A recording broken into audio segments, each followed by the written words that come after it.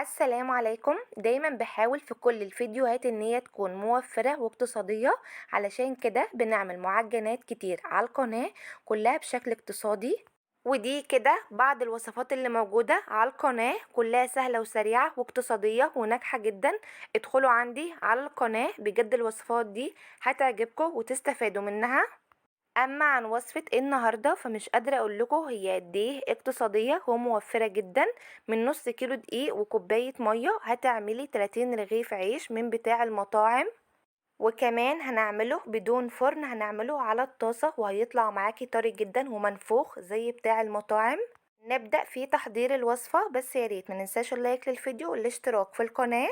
هنحتاج لنص كيلو من الدقيق الابيض جميع الاغراض، يكون منخول كويس، ولو هتعايري بالكوباية يبقى 4 كوبايات من مج الشاي. هنزود عليهم معلقة كبيرة من الخميرة، هنزود كمان معلقة كبيرة من السكر، ربع معلقة صغيرة من الملح. هزود كمان معلقتين كبار من اللبن البودر، وينفع ان انتي تستغنى عنهم وهقولك دلوقتي ايه البديل بتاعه. نبدأ بقى نخلط المكونات كويس مع بعض، وبعد كده هنزود عليها كوباية من المية الدافية.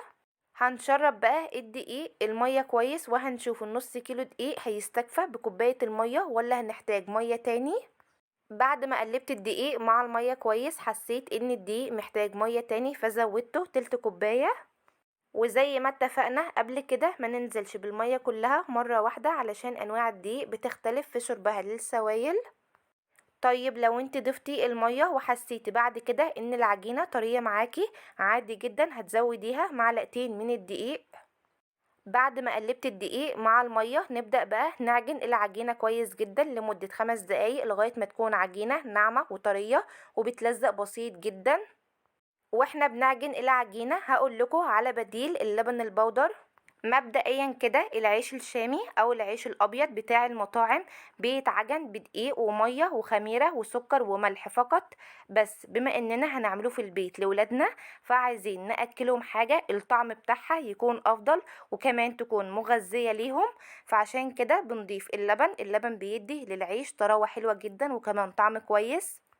طيب لو ما عندكيش لبن بودر استغنى عنه، وبدل ما تعجني بميه اعجني بلبن حليب وهيطلع طعمه كويس جدا معاكي. وينفع تستغني خالص عن اللبن وتعجني بميه بس وهيطلع كويس جدا، هيكون طري وطعمه كمان حلو قوي.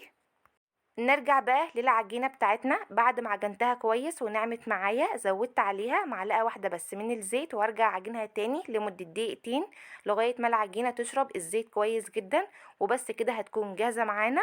اهم حاجة علشان العيش يطلع كويس معاكي ويكون طري وينفخ وما يبرولش بسرعة بعد التسوية، نعجن العجينة كويس جدا لغاية ما تكون عجينة ناعمة وطرية وبتلزق بسيط في الايد. كل ده بيساعد ان العيش يطلع معاكي كويس جدا. خلاص كده العجينة جاهزة ان احنا نغطيها، ما شاء الله عليها عجينة مظبوطة جدا. هنغطيها الأول بكيس تلاجة وبعد كده فوطة ونسيبها تخمر. مدة التخمير نص ساعة أو حسب المكان والجو عندك، أهم حاجة تزيد في الحجم بتاعها. بعد ما العجينة خمرت معانا بالشكل ده كده هنفضي منها الهواء، ونبدأ ان احنا نقطعها لقطع تكون صغيرة أو كبيرة حسب رغبتك. أنا هقطع كل كورة من دي وزنها هيكون 30 جرام، هتطلع معانا حجم العيش قد بتاع المطاعم. ولو هتقطعي بالنظر كده هتكون قد الليمونة الكبيرة شوية. وبعد ما هنقطع العيش هنرصه على صينية، الصينية دي هيكون عليها فوطة هنرص عليها العيش. طيب هتقوليلي ما ينفعش نستبدل الفوطة برش الدقيق؟ هقولك ينفع بس مش مستحب الدقيق علشان بيلزق في قلب العيش، فبعد التسوية هتلاقي العيش بتاعك فيه بقع من الدقيق. هنغطي بقى على العيش ونسيبه يرتاح لمدة 5 دقايق، وبعد كده نبدأ على طول نفرده.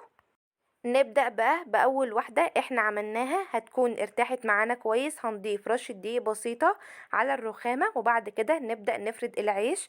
بنفرده بسمك يكون متوسط علشان يطلع معاكي منفوخ ويكون طري، ما ترقهوش قوي.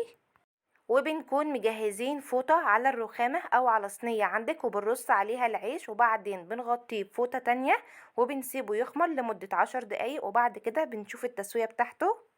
وما تستعجليش عليه وسيبيه لما يرتاح براحته وتحس كده ان رغيف العيش زاد في الحجم بتاعه شوية علشان يطلع معاكي كويس. وده كده شكل العيش بعد ما خلصناه. هنغطيه بفوطة ونسيبه يرتاح لمدة 10 دقايق، ونبدأ بقى نجهز الطاسة بتاعتنا ونحطها على نار تكون متوسطة تسخن كويس جدا. بعد كده ننزل فيها العيش، واول ما ننزل العيش ويبدأ ينفخ معانا كده حاجة بسيطة بنقلبه على الجنب التاني علشان ينفخ معانا كله، وبنسيبه كده كام ثانية وبعدين بنقلبه على الجنب التاني علشان العيش ينفخ كله وكمان يقب معانا وياخد لون. ونفضل كده نقلب فيه من وقت للتاني علشان العيش ينفخ معاكي وياخد لون. بس اهم حاجة النار عندك تكون متوسطة علشان العيش ما يتحمرش من بره ويكون لسه ما استواش من جوه. وطبعا انتوا شايفين العيش ما شاء الله عليه شكله تحفة جدا وقابب كله، والحقيقة ان من اول رغيف لاخر رغيف وكان قابب معايا. اهم حاجة سيبوه بس لما يرتاح كويس وهو هيطلع معاكم حلو قوي. وكمان بيطلع من الطاسة طري جدا مش محتاج ان انت تغطيه ولا حاجة. هتسيبيه لما يبرد عادي، وبعد كده لو حابة تحتفظي بيه في الفريزر هتشيليه في اكياس وهيقعد معاكي فترة طويلة جدا.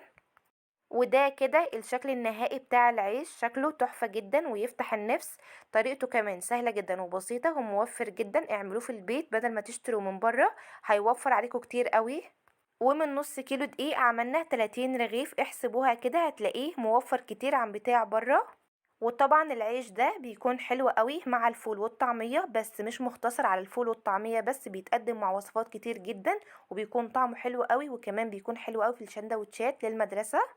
وشايفين بقى هو قد ايه طري والعيش مفرغ من جوه وطعمه حلو جدا وريحته كمان حلوة. وينفعك كمان في سحور رمضان خفيف بدون سمنة ولا زبدة، وكمان طري جدا وطعمه حلو قوي.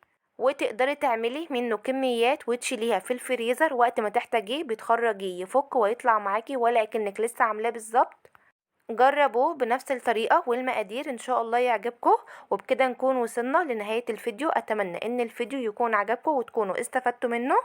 ويا ريت لو الفيديو عجبكم ما ننساش اللايك للفيديو والاشتراك في القناة وتفعيل زر الجرس على كلمة الكل علشان يوصل لكم اشعارات بكل وصفاتي الجديدة.